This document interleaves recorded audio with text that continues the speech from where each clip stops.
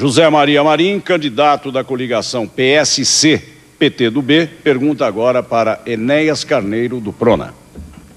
Doutor Enéas, como o senhor sabe, eu sempre estive ligado ao esporte.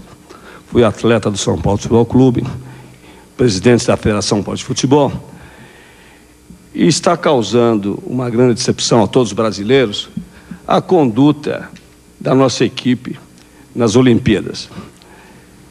Eu pergunto ao senhor, o senhor tem algum projeto específico como candidato a prefeito visando a melhoria dos nossos atletas numa futura competição?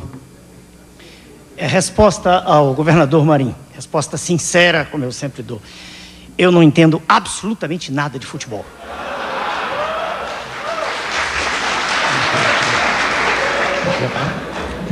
Eu queria aproveitar, já disse não, mas eu quero aproveitar meu tempo, tenho esse direito. Claro, 1 minuto e meio. Eu queria dizer para a população de São Paulo que o esporte é fundamental, mas que eu sou educador há mais de 3 décadas e meu esforço todo será investido em fazer com que o cérebro da criança que está nas ruas, que, como Aristóteles dizia, é um livro com as páginas em branco, que esse cérebro não seja contaminado pelo esquadrão da criminalidade, que toma essa criança, faz dela quase que um seu dependente.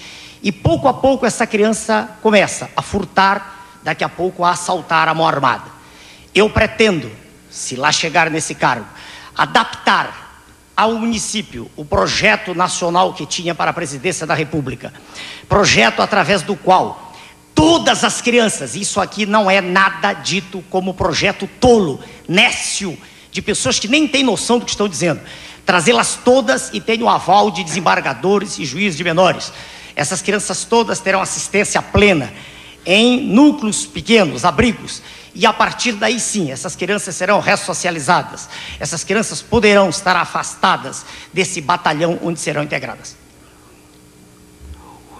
É preferível nós aplicarmos nossa consciência, nossa sabedoria no esporte, que é o caminho mais curto para afugentar a juventude e a criança das drogas, do que nós pensamos em bomba atômica, não é verdade?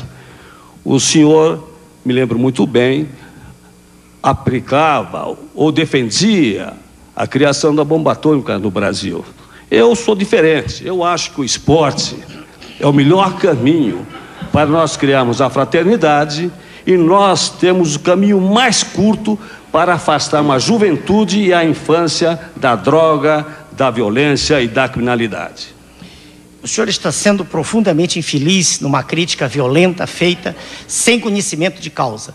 Os países desenvolvidos todos sabem que o domínio do poder nuclear é uma questão de soberania nacional. Quando eu propus aquilo àquela ocasião, e esse aqui não é o palco para essa discussão, o prefeito não tem poder para isso, o que eu queria dizer era que se Hiroshima, em 1945, tivesse o poder nuclear, jamais teria sido destruída pelos Estados Unidos como o foi.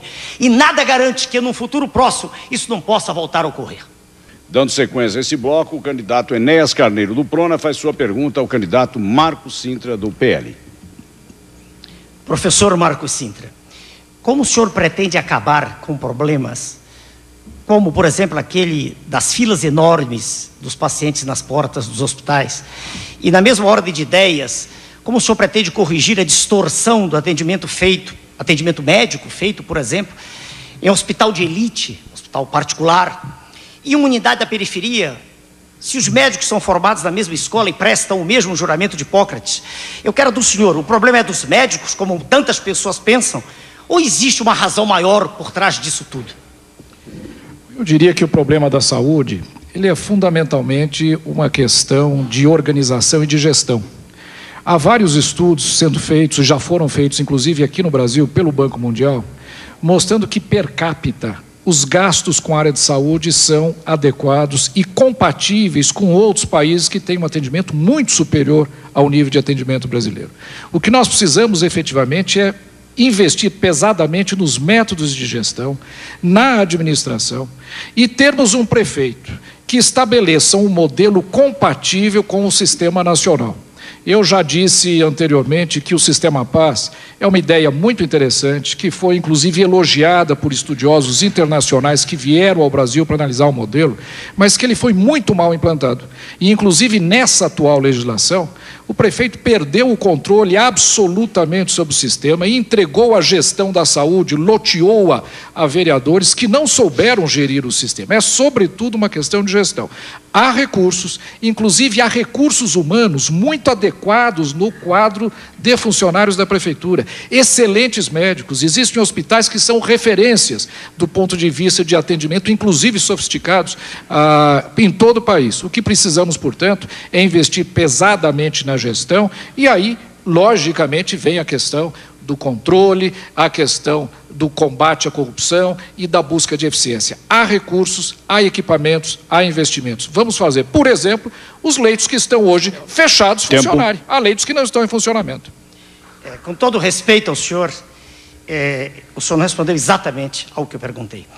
A questão das filas pode ser resolvida no momento exato em que se criarem unidades básicas de saúde, de atendimento primário, em número suficiente para atender a demanda e para que essas pessoas não se amontoem no hospital de segunda linha ou de terceira. O centro de excelência não deve atender a dor de cabeça, a cefalgia ou a dor de estômago, nada disso. Essa é a primeira questão. Quando eu lhe perguntei sobre a distorção, é questão salarial fundamentalmente. O pobre colega recém-formado trabalha em 3, 4 empregos para obter um estipêndio inferior, às vezes, do que ganha no PAS, por exemplo.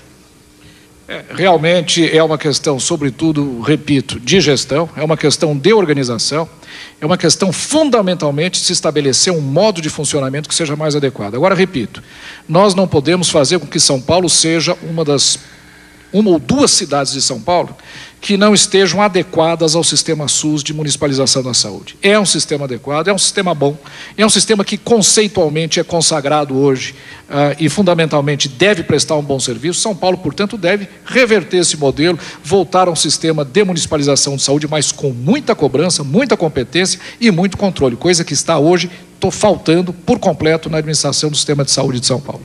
Na sequência, o candidato Paulo Maluf, do PPB, faz a pergunta para o candidato Enéas, do Prona. Professor Enéas, no último debate, o professor trouxe uma informação que a mim me surpreendeu, que o senhor Lula haveria assinado um documento favorável à legalização de drogas. O senhor Lula, como todo mundo sabe, é o presidente de honra do PT. E todos nós sabemos que a droga, infelizmente, é o caminho mais rápido para a violência e para a criminalidade. O senhor quer explicar esta acusação ou esta informação que o senhor nos deu sobre isso? Perfeitamente, governador. Eu o trato assim porque o senhor já foi governador. Quando eu disse aquilo, eu o fiz pela segunda ou terceira vez. O que mais me causa espécie, senhor telespectador, é que a impressão que eu tenho é que estou falando para um cemitério. Nenhuma manifestação existe, nenhuma reação, como se eu estivesse dizendo uma falácia. Eu não posso mostrar o documento porque está em inglês, mas está à disposição do mediador. A lei eleitoral exige que seja em português. O documento aqui está publicado no The New York Times, nos Estados Unidos, e é um documento cujo capitão-mor é o senhor George Soros, o homem que está por trás, o verdadeiro dono da negociata ridícula através da qual a nossa Vale do Rio Doce foi entregue. Pois bem, esse senhor, Mr. George Soros, indicou o presidente do Banco Central brasileiro, que todos conhecem. E o senhor George Soros é quem coordena essa campanha a favor da legalização das drogas. A tese daqueles senhores é que, vou traduzir, nós acreditamos que a guerra global contra as drogas está causando mais dano, mais prejuízo do que o próprio uso da droga. Eu sou radicalmente contra isso, como disse naquela ocasião. É absolutamente imperdoável que um homem público ponha sua assinatura nisso. Estou respondendo ao senhor como gostaria de tê-lo feito naquela ocasião. Se o senhor pergunta, eu disse para todos, não foi para o senhor. O documento aqui está à disposição do mediador. E citei também, aquela ocasião, já que o senhor pergunta, que também um órgão extraordinariamente antinacional... Tempo encerrado. Eu sou disciplinado, senhores. Professor Enéas, a sua informação me surpreendeu, como eu acredito surpreendeu a todos os telespectadores. O professor não teve tempo de explicar. E eu realmente lamento que que esse documento em inglês, que eu acredito que devemos fazer a tradução juramentada, publicado no New York Times, seja, na verdade, um documento contra todos aqueles que querem a liberação das drogas, todos aqueles que querem conviver com as drogas e todos aqueles que não querem combater a criminalidade no início, que é combater a droga nas escolas. Tenho ainda direito? 30 segundos. Governador, muito do que está sendo dito no debate é verídico. O que eu sempre pergunto é: quem vai ser eleito vai fazer mesmo? É a pergunta que eu faço. Quando alguns debatedores apresentam, e com muita razão, que a questão social é gigantesca, ela está destruindo a esperança nacional, e São Paulo é exemplo disso, com 2 milhões de desempregados, é preciso, como o outro debatedor disse, que se veja que não é só essa a razão. Não é só isso que leva ao crime. Há impulsos naturais em certas pessoas que levam essas pessoas ao crime. Indivíduos, inclusive, extremamente ricos. O tempo está encerrado. Na sequência, o candidato Enéas Carneiro do Prona pergunta para a candidata Marta Suplicy do PT. Senhora, dona Marta, eu estou acostumado a falar em 30 segundos. E quero ver como a senhora responde em 30 segundos. Vou dividir o tempo em 3 perguntas. Não, não é possível, é uma pergunta só. A senhora escolhe qualquer uma das 3, senhora, seu gosto. Posso falar? Sua pergunta. Não, desconte o tempo da manifestação da plateia. Tá. Sobre o distrito de Marcilac, aqui em São Paulo. Olha, por favor, se vocês continuarem se manifestando, não é tempo, ele está dentro do tempo. Por favor, não tumultuem, senão nós vamos ser obrigados a retirá-los do recinto. Por favor, seu tempo. De ordem, obrigado, senhor vereador. Sobre o distrito de Marcilac, aqui em São Paulo, eu quero que a senhora me responda qual o maior problema do ponto de vista de índices de bem-estar social, do seu ponto de vista, como resolvê-lo. A senhora escolhe sobre a potamografia de São Paulo e os problemas dela decorrentes para o município, qual a solução que a senhora propõe? Eu não estou sorrindo, dona Marta, estou lhe perguntando. A terceira é uma pergunta bem simples, se a senhora souber. Por favor. Qual é a composição, senhora, do ar atmosférico de São Paulo? Primeira coisa, eu queria me referir ao que foi dito do presidente de honra do meu partido, e que há vários anos acho que o senhor vem com essa história que o meu presidente se porta desse jeito. Senhor. E eu queria dizer que esse documento é um documento que saiu no New York Times e saiu com centenas de assinaturas de prêmios Nobel, inclusive. Pessoas muito importantes que estudam essa questão. Não tem nada a ver com não tem nada a ver com legalização.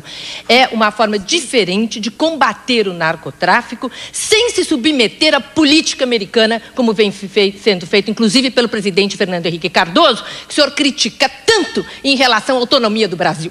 E em relação às suas 3 perguntas, eu quase poderia pensar que o senhor não entende de futebol, mas seria o responsável pelas Olimpíadas a gente ter perdido junto com o Luxemburgo no futebol. Porque pergunta desse jeito só dá para entender assim, né? Pois não, senhor. Eu vou responder sobre o Marcilac. Pois não. É uma região de extrema pobreza na cidade, onde eu vou fazer uma subprefeitura, porque não tem presença do Estado, não tem presença da prefeitura. O índice de escolaridade é metade do que nós temos aqui na nossa cidade. O índice de pobreza também é a metade. E vou lá aplicar todos os nossos projetos de solidariedade. Renda mínima, Bolsa Trabalho, começar de novo. Posso? A senhora repete sempre as mesmas coisas. A senhora não disse o fato primordial, precípio sobre o Marcilac. Marcilac, no sul desta cidade, tem o maior índice, a maior taxa de mortalidade infantil do município. Tem pouca gente para votar, esse é o problema. O percentual que cabe a mortalidade infantil lá, dona Marta, é em torno de 44 por mil, quase 5%, o maior da cidade. Isso sim, é algo sobre que um candidato a prefeito deve pensar.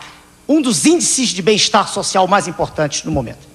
Olha, não sei se o senhor sabe, também tem quase metade da população de Marcilac que tem menos de 18 anos. Sim. Daí o índice de violência, daí o índice de mortalidade infantil e daí a aplicação de todos os projetos que eu tenho falado. O renda mínima vai realmente atenuar a mortalidade infantil. E não são projetos que não têm importância, não. Tem muita importância, porque se as famílias até 3 salários mínimos tivessem recebido esse complemento de renda que o senhor Pita deixou na mesa dele e não implementou, muitas dessas famílias estariam alimentando as suas crianças, as gestantes comendo melhor e não teria esse nível de mortalidade.